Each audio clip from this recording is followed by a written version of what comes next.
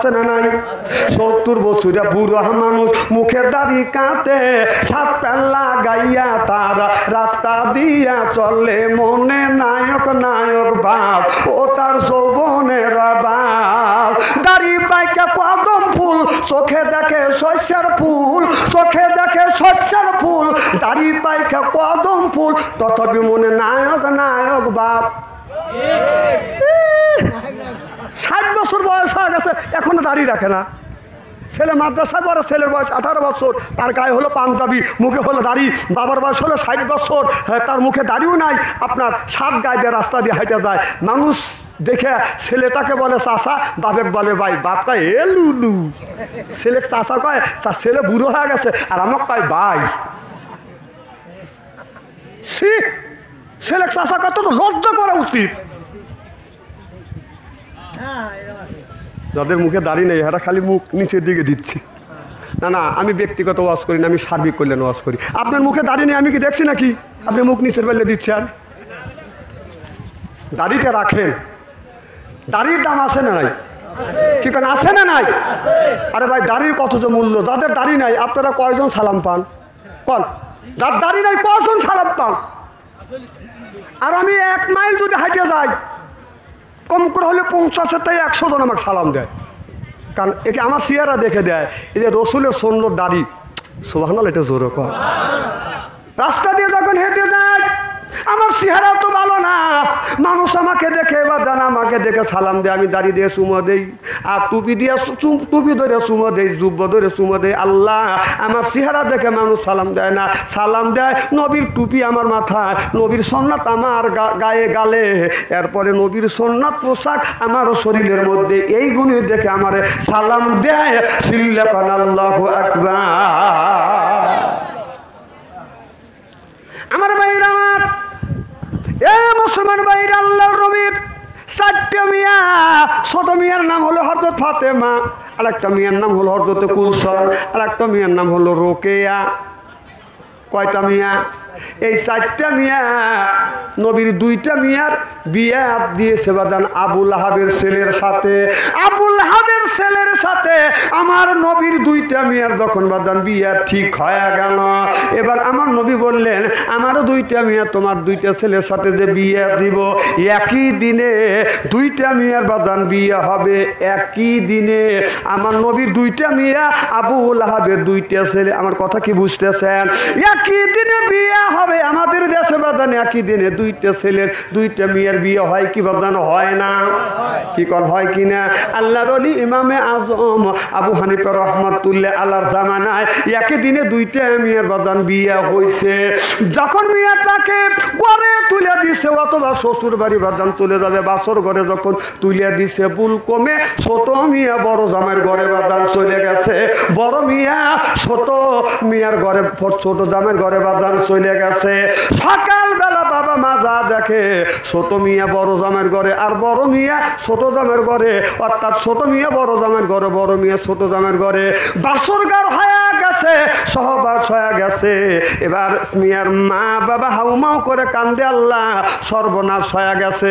ছোট মিয়া বড় জামের ঘরে ভুল কমে চলে গেছে, আর বড় মিয়া ছোট জামের ঘরে চলে গেছে, বাসর ঘর হয়ে গেছে।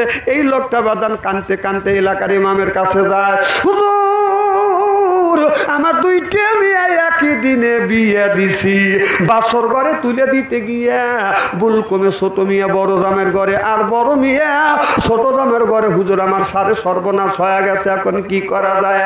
এবার ইমাম সাহেব বলে, বাবা এই কথার আমি উত্তর দিতে পারবো না, মাসলা আমি দিতে পারবো না। মাসলা যদি নিতে চান আল্লাহর ওলি ইমামে আজম আবু হানিফা রহমাতুল্লাহ আল্লাহর কাছে যান। সিল্লাকান আল্লাহু আকবার।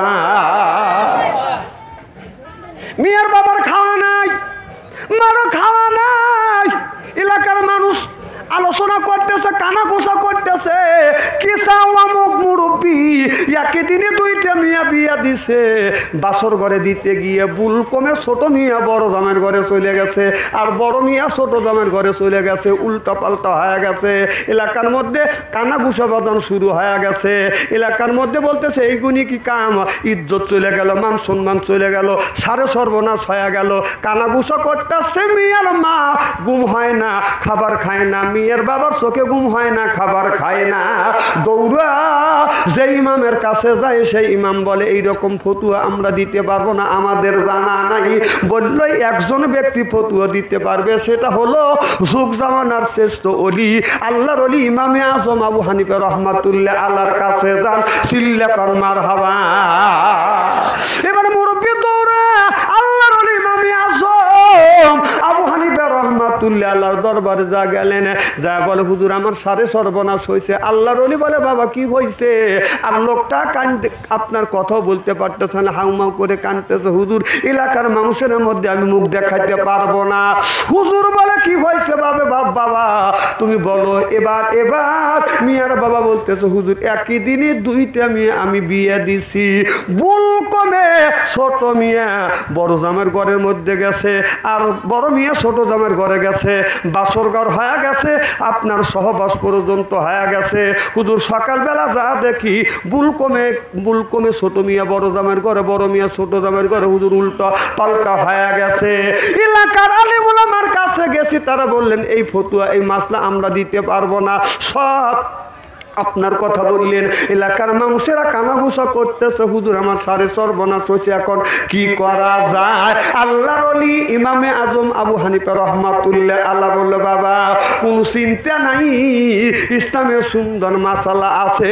চিল্লাকান আল্লাহু আকবার, নারে তাকবীর। একজন ব্যক্তি দুইটা ছেলে দুইটা মেয়ে হঠাৎ করে স্বামী স্ত্রীর জর্গা করিয়া স্বামী আপনার ফতুয়া দিয়ে দিছে, আমি তোকে তালাক দিলাম, 1 তালাক 2 তালাক 3 তালাক, এইরকম তালাক দেয় কি দেয় না? যখন তালাক দিয়ে দিছে স্বামী চলে গেছে স্বামীর জায়গায়, বিবি চলে গেছে তার বাবার বাড়িতে। এখন 2 থেকে 3 বছর হয়ে গেছে। এখন স্বামীও বিবিকে আনতে চায়, আর বিবিও বাদান স্বামীর কাছে বাদান আসতে চায়। এখন কি করা যায়? এলাকার আলেম ওলামার কাছে ফতুয়া চাইলেন কি করা যায়? হুজুর 3 বছর আগে বিবিকে তালাক দিছি, আমিও বিয়ে করি না, বিবি অন্য স্বামী কবুল করে নাই। হুজুর আমার 3টা ছেলে আর 3টা ছেলে মেয়ে আছে, হুজুর এখন আমি আনতে চাই, বিবি আসতে চাই, কি করা যায়? এবার আপনারা বলুন ওই বিবিকে আনা যাবে? হ্যাঁ, ইসলামে কোনো বিধান নাই। হ্যাঁ আনতে পারবেন, ওই মেয়েটাকে আনা সম্ভব হবে। ওই মেয়েটা ইচ্ছা মতো বাদান বিয়ে বসবে।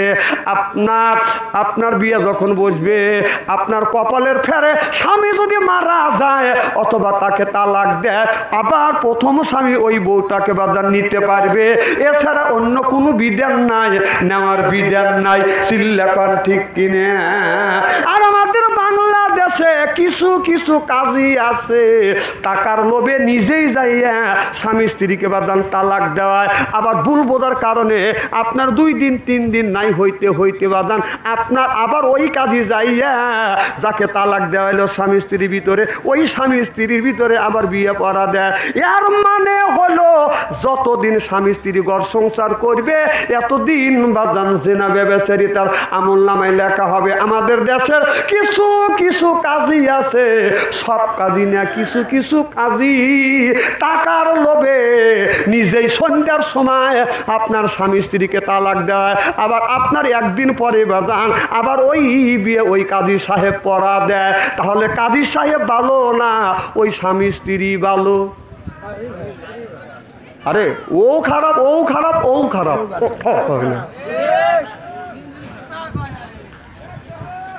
খুব খারাপ লাগতেছে আমার ভাইয়ের আমার। না খারাপ লাগে মোনাজাত করে দিই। লা ইলাহা লা ইলাহা এই কালে মার বান্ধব বেলা কাজে লাগবে মরণ বেলা, এই কালে মার রৌশনীতে কবর হবে তোমার উজালা। লা ইলাহা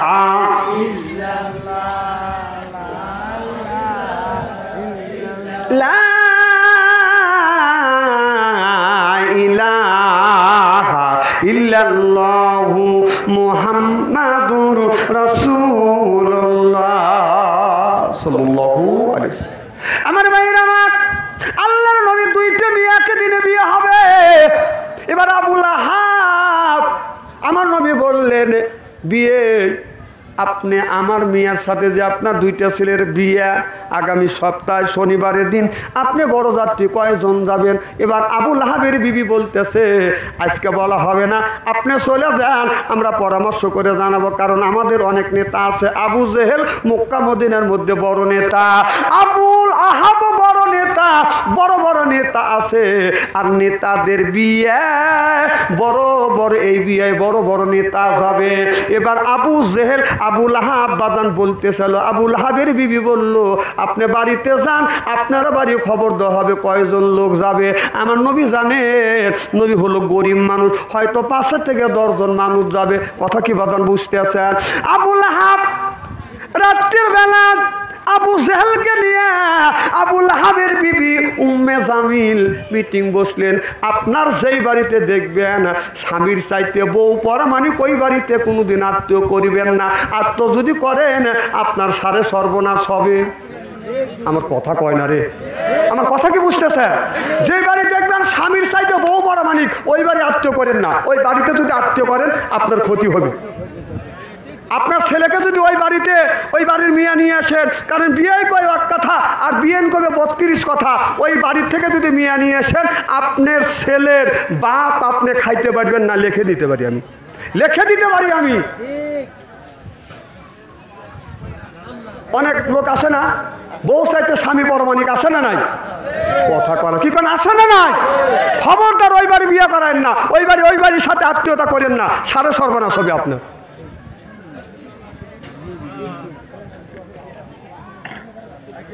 আমার ভাইয়ের আমার, এবার আবু লাহাবের স্ত্রী আবু জেহেলকে বলল, বেশি লোক যাব না, 70 জন লোক যাব। মুহাম্মদ সাল্লাল্লাহু আলাইহি সাল্লামকে বলো 70 জন লোক যাব। 70 জন লোকের কথা বলে আমরা 150 জন লোক যাব। আজ মুহাম্মদ সাল্লাল্লাহু আলাইহি সাল্লামকে অপমান করব। নাউজুবিল্লাহ, একটু জোরে কর। এবার আবু লাহাব যা বললেন, বিয়ে আমার 2টা ছেলে, আপনার 2টা মিয়া, আপনার বড় মিয়া মেজো মিয়া বিয়ে দিবেন, আমার বড় ছেলে আর মেজো ছেলে বিয়ে দিব। কারণ আমি নেতা মানুষ, আমারও ইজ্জত আছে, আপনারও ইজ্জত আছে। বেশি লোক আসবো না, 70 জন লোক আসবো। আমার নবী বললেন 70 জন লোক আসবে। আলহামদুলিল্লাহ, আমার নবী বাড়ির মধ্যে চলে গেলেন, আবু লাহাব বাদান চলে গেলেন। আমার নবী মা খাদিজাতুল কুবরার কাছে বললে, বিবি খাদিজা, আমারও 2টা মেয়েকে আবু লাহাবের ছেলের সাথে বিয়ে দিব। আপনার শনিবারের দিন ধার্য ঠিক হয়ে গেছে। আবু লাহাব বলল, আবু লাহাব বলে গেল 70 জন মানুষ আসবে, এখন কি জবাই করব? বলে, বাড়িতেই একটা বকরি আছে, এই বকরির 4 থেকে 5 কেজি গোস্ত হবে। বলে, এই বকরিটা জবাই করব। আর বাকি বাড়িতে মাত্র 3 কেজি আটা আছে, এই 3 কেজি আটা দিয়ে আপনি রুটি বানাইবে। এইটা দিয়ে আমি আপনার বড় যাত্রীদেরকে অ্যারেঞ্জমেন্ট করব। চিল্লাকান আল্লাহু আকবার। শুক্রবারের দিন দিবে কত রাত্রিতে? আবু লাহাব আর আবু জেহেল, আবু লাহাবের বিবি উম্মে জামিল, এই 3 জন বুদ্ধি করিয়া প্রত্যেকটা বাড়ির যা বাদান দাবাত দিছে যাবে হলো 70 জন লোক, বাদান 150 জন যাবে। আমার নবীকে অপমান করবে। এবার দেখা গেল শনিবারের দিন বাদান আপনার 150 জন লোক যায় আমার নবীর বাড়িতে, বাদান হাজির হয়ে গেলেন। আমার নবী 4 হাতে একটা পাটি নিয়ে, একটা সপ নিয়ে বাদান হাতে নিয়ে আসে। এবার 150 জন লোক গেছে, বসার মতো বাদান পাত্র নাই, বসবার জন্য বাদান 4.5 হাতে একটা পাটি, একটা সব। সুবহানাল্লাহ, এটা জোরে কর। আগে তালাই দিয়ে পাটি বানাইছে না? কথা কয় না, কি কন আছে না? তালাই দিয়ে পাটি বানাইছে 4.5 হাত লম্বা, এইটা রাসূল হাতে নিছে। এবার আবু লাহাব, আবু জেহেল, আবু লাহাবের বিবি উম্মে জামিল সেও গেছে। আচ্ছা, বিয়ের দিন বড় যাত্রী যায় অথবা ছেলের বাবা যায়, ছেলের মা যাওয়া দেখছেন? এত বেলেহেস, আবু লাহাবের বউও গেছে। নাউজুবিল্লাহ, এটা জোরে কর। এবার আবু লাহাবের বউ যে বলে, মুহাম্মদ আপনি আমার বিয়ে আমার আত্মস্বজন অনেক আছে, কয় আসার কথা কয়জন, কয় 70 জন, কয়জন আছেন, কয় 150 জন। সব মানুষকে বসতে দিতে হবে, খাইতে দিতে হবে। আল্লাহ নবী বলেন চিন্তা করে না, সব ব্যবস্থা করব। আল্লাহ নবী এইরকম পাটিতে বাদান সুন্দর করে জড়ানে আছে। আমার নবী বললেন এই পাটিটার মোটটা ছড়া দিলেন, বসে না।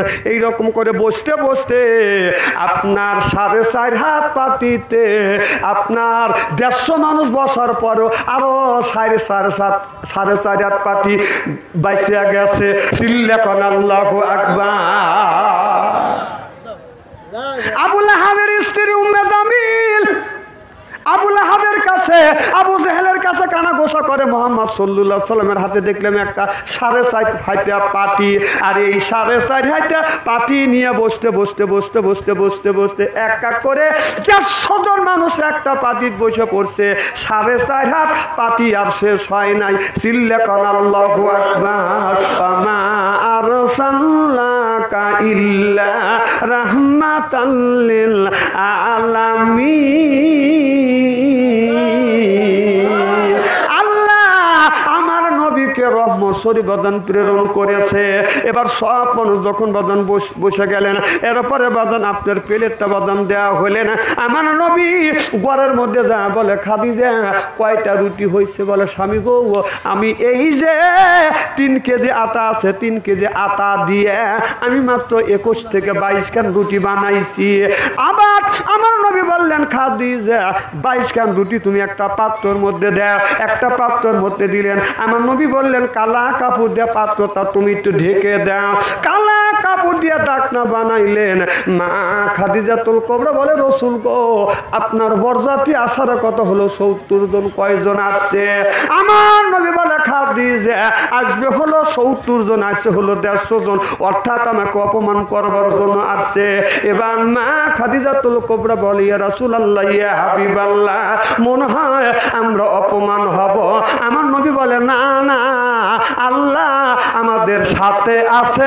চিল্লাকন আল্লাহু আকবার। নারে তাকবীর। আমার ভাইরা, আমার নবী নিজ হাতে বাদান রুটিতে এইরকম করে বাদান দিতে দিতে প্রত্যেকটা মানুষের পাতে বাদান একখান করে রুটি বাদান পৌঁছে গেল। সুবহানাল্লাহ। যারা খাজানদারি করবে তাদের বলল, বাড়ির মধ্যে যা বলে, খাদিজা খাদিজা এই যে গোস্তের পাত্রটা দেও। গোস্তের একটা পাতিল নিয়ে আসলেন। এবার খাজেন এই গোস্তের পাতিলের মধ্যে আমার নবীর রহমতের হাত এইরকম করে বাদান গোস্তটা নাড়াচাড়া করে দিয়ে সাহাবীদেরকে বললো, সাহাবীরা ডাকনাটা তুইল না, এক এক করে সব মানুষকে তুমি 2-4 টুকরা 5 টুকরা করে দাও। এবার আপনার খাজানদারেরা 4 টুকরা 5 টুকরা করে বাদান সব মানুষকে দেওয়া হয়ে গেল। আমার নবী বললেন, সব মানুষকে পৌঁছে গেছে। বলে, হুজুর 5 টুকরা করে দিছি, সব মানুষ পৌঁছে গেছে। আমার নবী বলে, আবার দেও। আবার বাদান দিলেন। এই রকম করে আপনার 4 থেকে 5 কেজি গোস্ত আপনার 150 জন মানুষকে পরিপূর্ণভাবে পেট ভরে খাওয়াইলেন। চিল্লাকন আল্লাহু আকবার। এবার খাজানদার এসে বলি, ইয়া রাসূলুল্লাহ, ইয়া হাবিবাল্লাহ, 150 জন লোক খাওয়া হয়ে গেছে। আমার নবী বললেন, যাচাই বাছাই করো, আরো কেউ খাবে কিনা। কেউ যা বলে রুটি রাখবে কিনা, কেউ বলতেছে গোস্ত রাখবে কিনা। সব বললো আর রুটির দরকার নাই, সব বললো আর গোস্তর দরকার নাই। আমার নবীর কাছে পাত্র এনে দেখে আপনার যেই গোস্ত আপনার পাত্রের ভিতরে ছিল, ওই গোস্ত এখনো বাদান ওই গোস্ত একটুকু কমে নাই। চিল্লাকন আল্লাহু আকবার। ওয়া আরসালনাকা ইল্লা রাহমাতাল লিল আলামিন। তামাম জাহানের রহমত শরীফ আমার নবীকে প্রেরণ করেছে। আমার নবীকে অপমান করবে চাইছিল আবু লাহাব, আবু জেহেল আর উম্মে জামিল, আবু লাহাবের স্ত্রী। এবার আবু লাহাব, আবু জেহেল আর উম্মে জামিল 3 নেতা যাইয়া, 2টা নেতার একটা নেত্রী, 2টা নেতার একটা কি কথা কয় না, একটা 3 জন আলোচনা করে মুহাম্মদ সাল্লাল্লাহু আলাইহি সাল্লামকে অপমান করবার জন্য ৭০ লোকের কাছে আপনার ১৫০ জন লোক আসলাম, এরপরে খানাপিনা করলাম, পরিপূর্ণভাবে খানাপিনা করলাম, এরপরে আপনার লাগে 2 টুকরা, নিচে হলো বাদান 5 টুকরা। আমাদের দেশের এমন মানুষ আছে বাড়ির জীবনেও গোস্ত কিনে খায় না, সেই ঈদের দিন আর ঈদের দিনে যদি দাবাত খাইতে যায় এত করে নেয়, 4 টুকরা খায়, 6 টুকরাই নষ্ট করে। কথা কর আছে না নাই? এই নষ্ট করা লোক আছে না নাই? তো অপচয় আপনি ব্যয় করেন কেন? ও আপনার বাড়ি গেলি তো কান যে নষ্ট করেন না, নষ্ট করেন না, আর পরের বাড়ি যা নষ্ট করো। আমার ভাইয়ের আমার আবু জেহেল, আবু লাহাব, উম্মে জামিল, ওরা মনে মনে অপমান হইল, ওদেরকে বাদান কান মরল, বাদান অপমান হয় না। কথা বুঝতেছেন না? 2টা মেয়েকে যখন বিয়ে করে নিয়ে আসলেন, এবার আমার নবী আপনার কলেমার দাওয়াত দিতে লাগলেন। এবার আবু জেহেলের কাছে, আবু লাহাবের কাছে যা বলতেছো, আবু লাহাব তোমার বিয়েই মুহাম্মদ সাল্লাল্লাহু আলাইহি সাল্লাম দাদার ধর্মের মুখে চুনকালি মারছে, নতুন ধর্ম পেশ করে যাচ্ছে। এবার আবু লাহাব যা বলতেছে, তুমি আমার ভাতিজা, এদিকে তুমি হলো আমার বিয়ে, তোমার 2টা মেয়ে আমার ছেলের সাথে বিয়ে দিছো, এবার তুমি যদি কলমার দাওয়াত দাও, বাবা দাদার ধর্মের মুখে যদি চুনকালি মারো আর নতুন জন্ম পেশ করো, আমি বিয়ে আবু লাহাব মানুষের কাছে আর আমি মুখ দেখাইতে পারবো না। আমার নবী বলে না না, আমি সত্য কলমার দাওয়াত দেই, মিথ্যা কলমার দাওয়াত দেই না, সিল্লা কলমার হবা। আমার নবী বলে আবু লাহাবকে বললেন, বিয়ে আপনি যেই মূর্তির পূজা করতেছেন, এই মূর্তির কাছে যে আপনি যে খাবার গুনি দেন, দেখেন না আমাদের এই দুর্গা পূজা গেল, কি কারণ দুর্গা পূজা গেছে কিনা, আমার বাড়ির, আমার এমন একটা ভাগ্য, আমার বাড়ির পশ্চিম পাশে আপনার জানলা খুললেই বাদান মূর্তি দেখা যায়। কথা বুঝতেছেন না? আর পূর্ব পাশে 3-4 বাড়ি পরে বাদান একটা মূর্তি উঠছে। ভাগ্যটা কি আমার? তো জানলা খুলছি, দেখ যে ভগবান বাড়ি করছে। তো একদিন চিন্তা করলাম ভগবান বাড়ি করছে, লোকজনও নাই, একটু দেখে আসি। আগে যা দেখি যে ভগবানের কাজ দেখালে কুত্তা ঘুরতেছে। কথা বুঝতেছেন? এই ভগবানের সামনে দই খই এইগুলি দিছে, কেউ খায় না। বললাম কে রে, ভগবানের সামনে দিছে, ভগবান দই খই দিয়ে এইরকম করে চা আছে, চোখের মোটুকু ভালায় না, কাউ বলেও না যে খা। জাতি কিছু মাছি আছে, কালো মাছি, কথা বোঝে না রে।